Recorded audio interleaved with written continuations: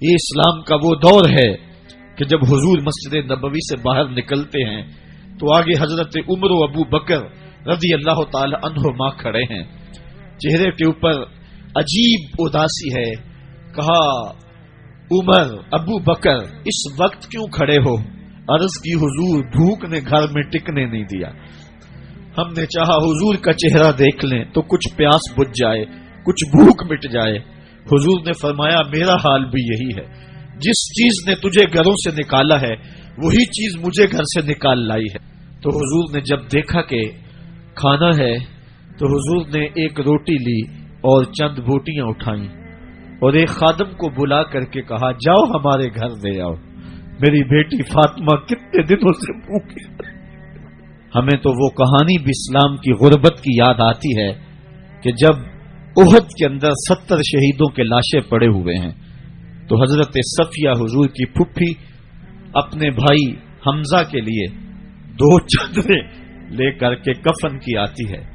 تو حضور علیہ السلام نے فرمایا کہ جس قبر میں حمزہ کو دفن کیا جائے اسی قبر میں مصعب بن عمیر کو بھی کفن دیا جائے اور دفن کیا جائے. اور کہا میرے چچا کے لیے اس کی جو بہن میری پھپھو جو 2 چادریں لے آئی ہے، کہا ایک چادر ہم مصعب بن عمیر کو دیں گے. یہ مصعب بن عمیر کون ہے؟ تاریخ پڑھو، کتنی دل آویز تاریخ ہے.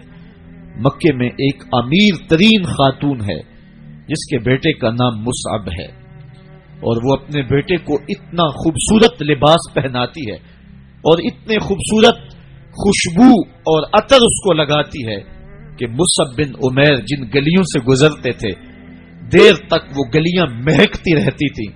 لوگ کہتے تھے یہاں سے مصعب گزر کے گیا ہوگا اس لیے یہ گلیاں مہک رہی ہیں. اچھا پھر مصعب پہ نظر پڑتی ہے میرے محمد عربی کی تو مصعب بن عمیر حضور کی زلفوں کا اسیر ہو جاتا ہے. ماں کافرہ ہے، جب پتہ چلتا ہے تو اس کا لباس بھی چھین لیتی ہے، سہولتیں اور آسودگیاں بھی واپس لے لیتی ہے. پھر وہ وقت بھی آیا کہ مصعب بن عمیر حبشہ کی جانب ہجرت کر جاتے ہیں.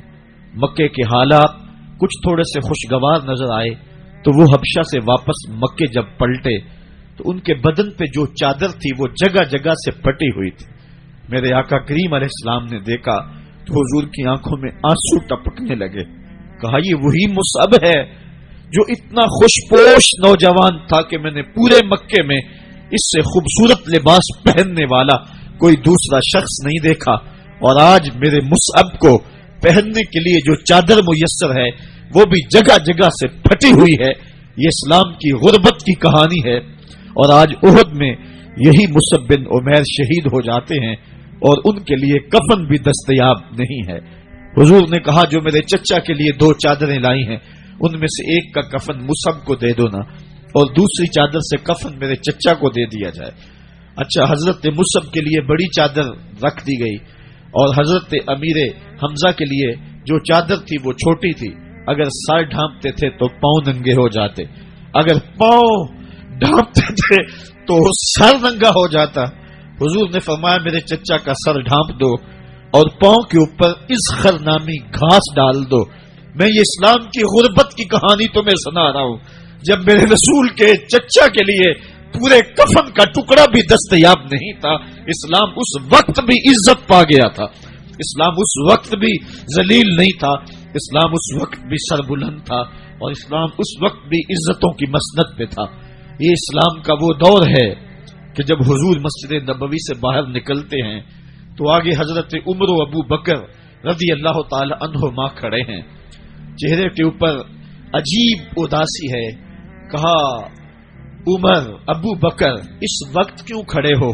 عرض کی حضور بھوک نے گھر میں ٹکنے نہیں دیا. ہم نے چاہا حضور کا چہرہ دیکھ لیں تو کچھ پیاس بجھ جائے، کچھ بھوک مٹ جائے. حضور نے فرمایا میرا حال بھی یہی ہے. جس چیز نے تجھے گھروں سے نکالا ہے وہی چیز مجھے گھر سے نکال لائی ہے.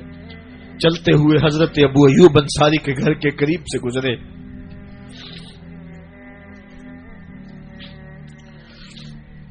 حضور کی خوشبو پا کے وہ باہر آ گئے. عرض کی بندہ نواز آج میرے مہمان نہیں بنتے؟ حضور نے کہا تمہاری مرضی. گھر لے گئے، چٹائی بچھائی، حضور کو بٹھایا، گھر والوں کو بکری کا بچہ ذبح کر کے دیا. کہا جلدی جلدی کھانا تیار کرو، میرے آقا کو بھوک لگی ہوگی. یہ کہہ کے واپس آئے، حضور کے پاس بیٹھے، نظر چہرے پہ پڑی تو گھبرا گئے. نکاحت کے آثار اتنے واضح تھے کہ سمجھ آ رہی تھی کتنے دنوں سے حضور نے کچھ نہیں کھایا.